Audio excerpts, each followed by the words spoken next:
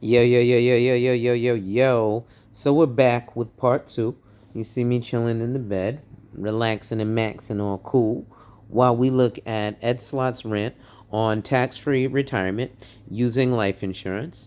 And now we are reviewing the risks, and we're going to take a look at how life insurance comes into play with this. Tax deferred retirement savings like IRAs and 401ks are subject to two major risks: investment risk and tax risk. Now, here's where the life insurance comes in. Life insurance can be used to remove both of these risks. Notice he said remove both of those risks, right? Investment risk and tax Investment risk. risk Now, here's and where the tax life risk. insurance comes in. Life But life insurance can be insurance can used be to used to remove both remove of these both of these risks. risks. Investment risk: with life insurance, you get certainty, a guarantee. You cannot get a Guarantee. guarantee in the stock market. And tax risk, you eliminate that by never having to pay tax on this money. So you will never have the investment risk because there's a guarantee with life insurance. And you will never have the tax risk because if properly structured, you will never pay taxes on this money. You need to create a plan to move your money from accounts that are forever taxed to accounts that are never taxed. Life insurance is the best provision in the tax code to do that.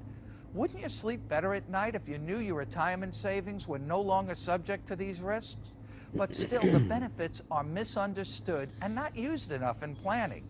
So what are the benefits, and exactly how would you use life insurance in your planning? First, when I talk about life insurance, I'm referring to permanent insurance, permanent life insurance. So this is actually very important. You'll actually hear a lot of accountants who will gear people towards term life insurance. Now, when we go deeper into it, statistically, there's something very important to know about life insurance in general. Only about 26% of policies in existence actually pay out to the beneficiary. When it comes to term life insurance, only about 2% of policies in existence actually pay out to the beneficiary. So, those are some things to know. But this is why he's talking about permanent life insurance. And this is one of the large factors as to why permanent life insurance has such a low payout, because people generally aren't using permanent life insurance to pass on a death benefit. Even with permanent insurance, there are several options, so you need to speak with an insurance professional for all of those details. And I mean permanent insurance as opposed to term insurance, which is more for younger families looking for the maximum death benefit. So here I'm talking about permanent insurance for those looking for retirement security and estate protection. Now, the only thing that I disagree with is the term insurance saying it's for young families. My thing is, the younger you are and the more expendable income you have, it's better to take that hit and put that money in something that's going to last you and hold you for a while. My theory behind that is this: having lived some real life myself, people will generally tell you when selling it to you, hey, listen, buy the term now, and then when you're older in the future and you're making more money, you'll have more money to spend on the insurance. And the quick dopamine hit would tell you, yeah, that makes sense. However, the reality is, when you get older and you have more income, you generally get lifestyle creep. So you often have more expenses. You get things like children and pets and mortgages and car notes and car insurance. So now you have less expendable income. So term insurance ends up being for people who have very little expendable income. But let's continue. I've already told you, you have a tax problem, especially if you have significant funds in taxable and tax-deferred accounts. Your family will also have a problem after you die if no planning is done and they inherit mostly taxable funds. They're going to be dealing with these tax issues too. They also may be dealing with estate taxes, depending on the tax law when you die. And that changes all the time. So you need to plan for the worst case scenario and hope for the best. Your family will most likely also have a liquidity problem if retirement funds and other assets have to be Have to cashed be in cashed quickly in in order to raise quickly. money after death for taxes and other post-death expenses. Money is often needed after death to resolve all kinds of issues besides taxes.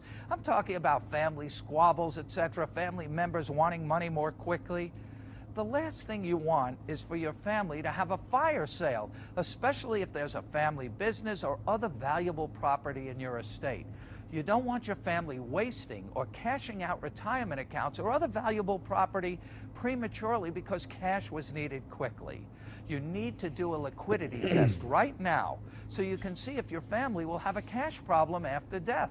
To gauge the problem, what I do is I take clients through my own type of liquidity analysis because most people are not liquid enough to avoid having their families starting to have to sell off investments, cashing in retirement accounts, and triggering unnecessary taxes. So what does my liquidity analysis do? It shows you how much of your estate can be turned into cash quickly without triggering taxes or losing property value.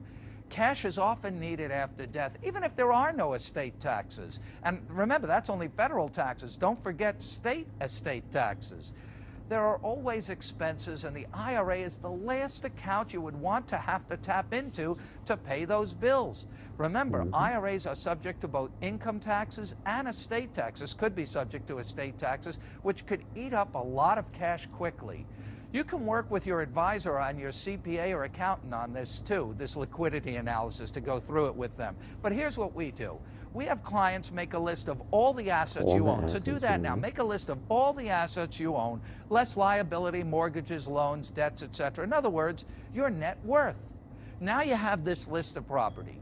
Code all the property as either liquid or non-liquid.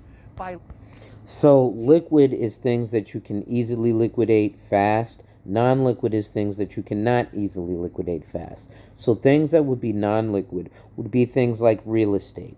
Even though in a hot market you can sell real estate really, really fast, if you get to an investor, you can get a 10-day close.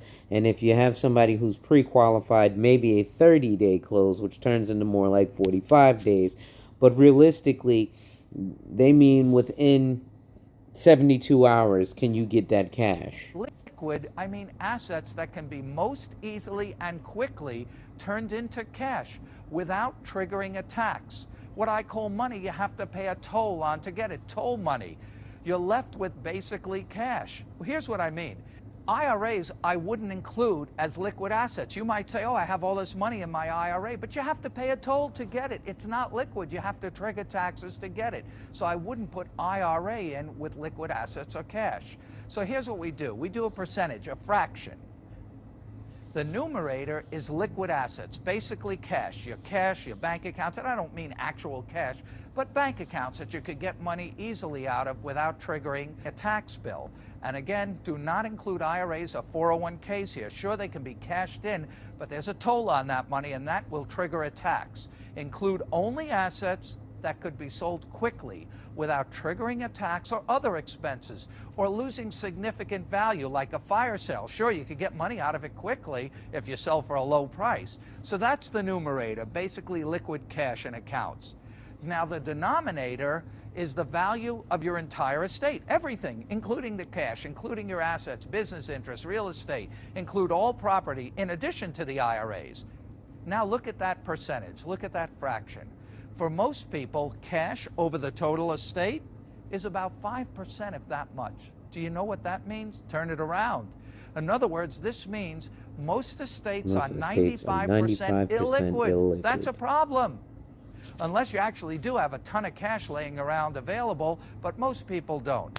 Most people, when I do this liquidity analysis, at that moment realize that they have a huge Chinese liquidity foreign problem. companies, yeah. So now you know you have tax exposure, Tax risk, stock market risk, and a market risk, liquidity problem. and liquidity So problem. how can life insurance help?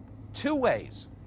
During your lifetime, so there's something in it for you right now, and after your death. So most people are only taught that life insurance has the benefit for you after your death, not during your lifetime. In your lifetime, you have the ability to reduce both stock market risk and tax risk by moving your money from accounts that are forever taxed to accounts that are never taxed.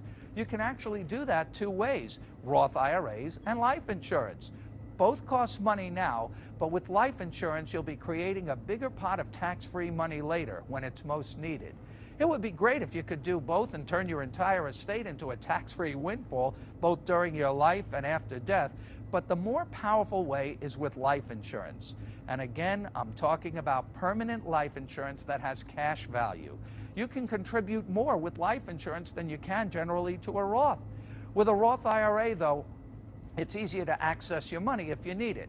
Roth IRAs are income tax-free too, but they are a part of your estate and subject to estate taxes. But Roth IRAs provide no additional death benefit as life insurance does. Life insurance comes with a guaranteed death benefit, and that benefit, unlike a Roth IRA, can be set up to be estate tax-free too. So what can you do to remove both the stock market risk and the tax risk? First, you can leverage your retirement savings like an IRA. If you have a large IRA, it may pay to draw it down now and pay tax on the distributions. Then use those distributions to invest in a permanent life insurance policies. Remember that tax rates are still at an all-time low right now, so now would be the best time to strike. Even if it costs you some tax money, it still pays because you are lowering your tax exposure on your IRA. And anyway, after age 70 and a half, mandatory withdrawals from the IRA must begin, whether you like it or not. Since the money will eventually have to be withdrawn anyway, it may as well be leveraged by using the money to pay the life insurance premiums. You're basically paying off the mortgage on your IRA early, so you never have to worry about tax risk. And the funds invested in your permanent life insurance policy are now growing tax and risk-free. And you can have lifetime access to the cash value tax-free if you need it for retirement. So during your lifetime, you can, in effect, turn your taxable IRA and other taxable savings into a tax-free savings vehicle. It's really just like changing pockets from taxable accounts to tax-free accounts, except that now you've also built in a guaranteed death benefit to benefit your family. It's generally judgment-proof too, the life insurance I'm talking about. If you have other taxable funds, you might want to keep those protected from future taxes too. Many people who are looking for places to shelter money from taxes, stock market risk, and lawsuits are stuffing taxable money into permanent life insurance as a lifetime personal protected savings account. All the growth is tax-free for life and beyond. So those are the benefits to you during your lifetime. What about... Now, he's probably going to talk about after your death. So we'll talk about that in the next video. So with that being said, ladies and gentlemen, wipe ass. Work in progress every day and see success. And when people challenge you, they don't challenge you to challenge you, but they challenge you to challenge you. Accept the challenge. Salute.